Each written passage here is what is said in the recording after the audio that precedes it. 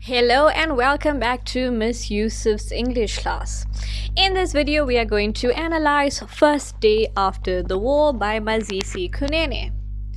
Before we read the poem though, let's get to know our writer.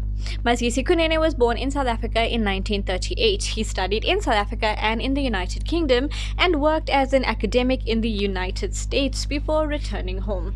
His best known work is the poem Emperor Shaka the Great, which was originally written in isiZulu and translated into English.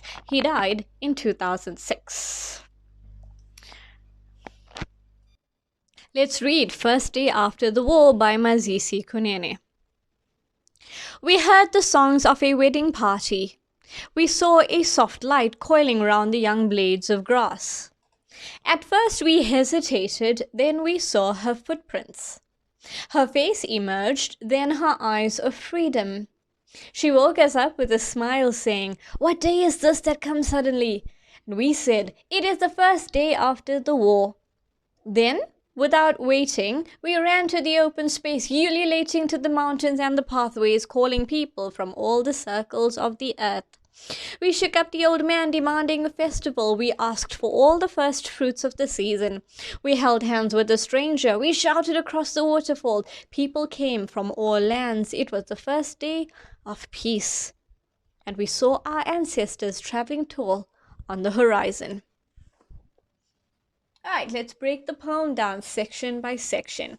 We heard the songs of a wedding party. Immediately in the first line, the speaker opens up the poem with the word song and the word wedding in order to set a very celebratory mood for the rest of the poem. Very positive, very optimistic, full of joy, full of happiness, right?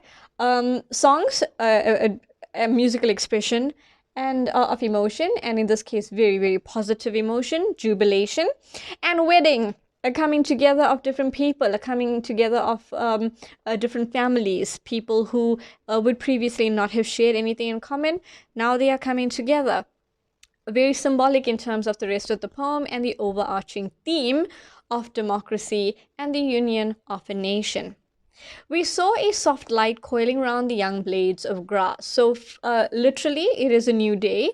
And as the sun is rising, it is shedding light over the land, okay, with the promise of a new day.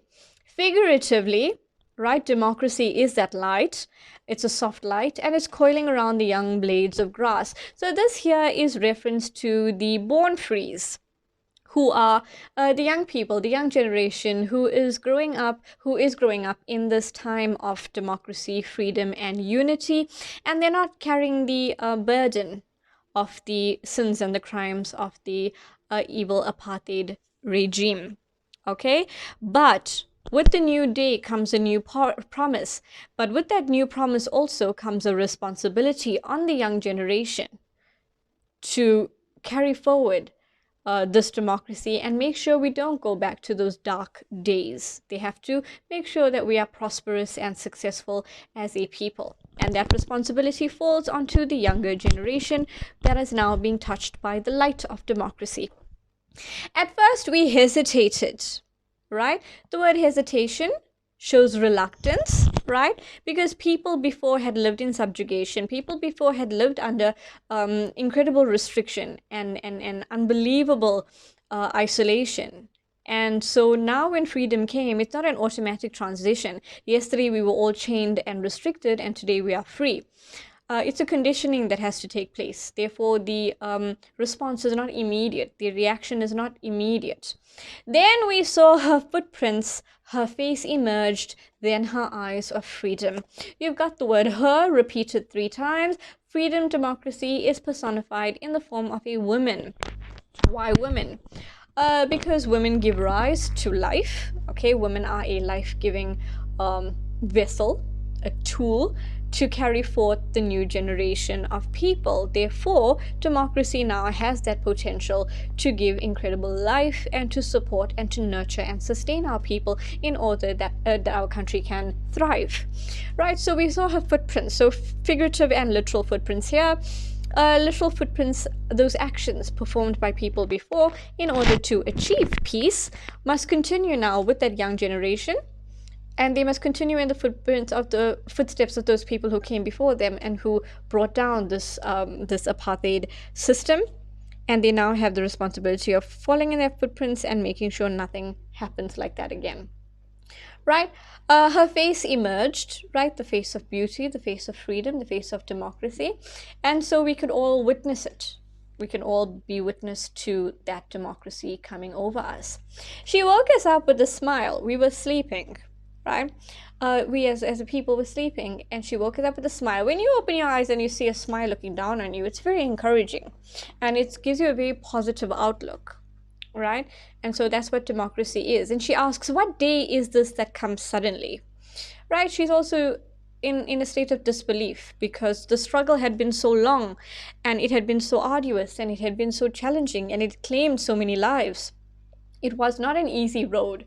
It was a difficult, challenging, winding road, and it has suddenly reached its completion, reached its fruition. What day is this that comes suddenly? We said it is the first day after the war. Right, so now you have your title line. It is the first day after the war. War, right? It's an emotive word. It is a word that signifies conflict, loss, death, right? The battle between two forces, where one will emerge victorious and the other will be defeated, or a truce can be called and some sort of reconciliation can take place. And we know in our country, we went for reconciliation as a means to heal. We didn't wait for the war to be over with a victor and with someone that's defeated, because that would have decimated the entire nation. Right, this is the first day after the war. Now remember, when a war is over, when a truce is called, when the battle is over, when a declaration is made to say enough, like I said earlier, it's not an automatic shift after that. It's not an automatic transition. There's a conditioning that has to take place. There is a process that needs to be followed in order for healing to take place, in order for acknowledgements to be made, in order for change, meaningful change, significant change to be implemented, to make sure that we don't slip back into what caused the war in the first place. And in that, there is a body count that needs to be taken. And the fact is that in the apartheid conflict, there are some names that we still don't know. And they are unsung heroes because they are unrecognized. And so again, you don't go to a new normal the very next day. It's a process, it's a conditioning. And so the transition is challenging, but at least it starts with that first day. Right, then without waiting, we no longer hesitate. We ran to the open space. Right, open space. This could mean many things. To me, open space is where it's the exact opposite to Group Areas Act in my mind, where people were not allowed to go to areas reserved for people of different color. And Nelson Mandela, in The Long Walk to Freedom, gave a very, very vivid description of the pass law and how Group Areas Act affected each individual. Now, there is no Group Areas Act, so the entire country is one big open space where freedom of movement is guaranteed in our democracy. Also, open space could be the lifting of the sanctions and the lifting of the boycotts and the lifting of the bans from other countries on our country when they didn't agree with our apartheid laws, and other countries boycotted us in order to put pressure on our government to suspend the apartheid law. And the country suffered for that, but now the space is open. All of the restrictions are lifted, all of the sanctions are lifted, all of the boycotts are lifted, and now our country is an open space with open borders as well. Ululating to the mountains and the pathways. So ululating, it's an onomatopoeia, first of all, right? It's a sound that mimics the word that it's describing. Ululation is a sound that is made with the mouth, to celebrate, to call, to make an expression of joy, to call a celebration upon whatever is being commemorated. So the birth of a baby, a wedding. It is an African and a Middle Eastern gesture, and it's to mark a celebration. And we know that it's a celebration because in the first line we've got that wedding taking place. Right, we're relating to the mountains and the pathways. This is, I think, is an indication to acknowledge the the connection that African people have with the earth. And the mountains and the pathways are elements within nature that we as a nation embrace and love so much and cherish so dearly. And we can now call our celebration to all aspects of nature and all aspects of society and all aspects of community. And so the mountains and the pathways are all our home now and not restricted to us because of access restriction, calling people from all circles of the earth. Now, to me, the word circles takes me to the image of the Olympic Games logo, where you have the 5 rings interconnected to show the unity of the continents and how the world comes together during the Olympic Games. And so for me, when I read all circles of the earth, that to me is like the coming together of the entire world.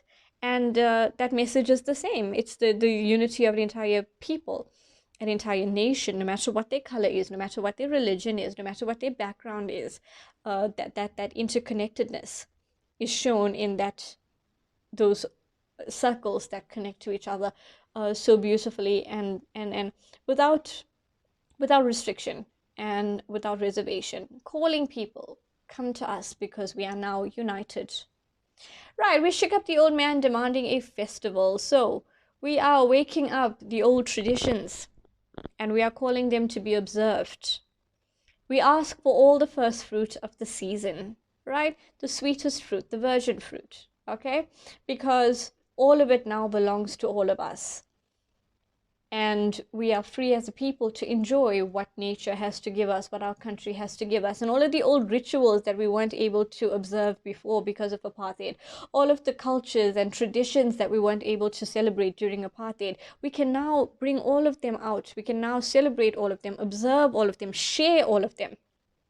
Okay, we live in a country where you could celebrate Eid and Diwali and Christmas and Passover and everything without restriction, and everyone can join in because we are a united group of people regardless of our religion and race and culture. And so all of the previously restricted observations and traditions have now been lifted. We can wake them up. Right, we held hands with a stranger. Again, this interconnectedness of people of different colors, people who we don't know, right? A stranger is simply a person you haven't met yet. And so now we are meeting people. Now we are having contact with people that were previously restricted to us. We shouted across the waterfalls. Again, that expression of celebration. Just like ululation, we've got the shouting now. The word waterfall is symbolic because it is an artificial barrier. Not artificial in terms of not real. A waterfall, water flowing is real. It's an element in nature. But it's not a permanent or a rigid barrier. It's not a wall. A waterfall, if you slip your hand through the water, you could get to the other side. In the same way, apartheid, it wasn't a wall. It wasn't like in Germany that separated Berlin, right? Apartheid was just a policy on paper that was only given power because people implemented it, people enforced it, people believed in it, people lived that policy. But when the end of apartheid was declared, it was simply a signature on a piece of paper. So in the same way, a waterfall is only a barrier as long as we believe it can't be penetrated. But once you put your hand through that waterfall, you can get to the other side. That's to show how fickle actually the system of apartheid was, that it was so destructive and so painful and so evil and wicked. But it was a man-made situation. It wasn't a physical, rigid border. It was something that was only given power because people perceived it that way and gave it power, right? And now you could shout across the waterfalls in the same way that apartheid can be reversed, a wall that can be broken down. And people came from all the lands. Again, that's about the circles of the earth where people are coming to visit us because there are no longer travel restrictions. There are no longer boycotts and sanctions against our country. We could now have sports events where previously countries had refused to tour our country. We could now have a World Cup, which we did a year after democracy, and we won at the Rugby World Cup, right? And people also came from the lands who had sought exile in other countries. There were various writers, singers, musicians, artists, poets, newspaper editors, journalists who had to seek exile in other countries because of their writing about apartheid and their protest against apartheid and their struggle against apartheid. And they would have been arrested. They would have been in a lot of troubles had they been found and arrested in our country. And they had to actually run away and hide in other countries. But now that democracy is here, they can all return home. It was the first day of peace. Now, earlier we had the same line, but the last word was war. But here that word is changed to peace. And immediately the entire sentence, the entire line has a completely different meaning. To go from being the day after war is over, where you start the body count and you start the rebuilding, here it's the first day of peace. Because there is no longer fear, there is no longer insecurity, there is no longer that trepidation, there is no longer that fear that is going to be snatched away from us. There is a true feeling of peace. When we look at somebody who's a different color, there's not that first day after the war feeling where he might still be my enemy. It's a feeling now of peace where he can't harm me because of my color. And it makes a big difference to the meaning and the inflection and the connotation of the line. It goes from being destructive war to serene peace. Okay? And we saw our ancestors traveling tall on the horizon. Right? No matter how far we go, it is important, listener, to make sure you remember where you came from. And these ancestors are not only African ancestors, these are all people of all color who sacrificed their life to give us the freedom that we now celebrated in this poem. Right? Whether they were white, African, colored, Indian, whatever nationality they were, when they fought for us and they died for us, they became our ancestor, they became our forefather, no matter who we are. I, as a South African, could have African ancestors and Indian ancestors and colored ancestors and white ancestors because they fought for me to be free.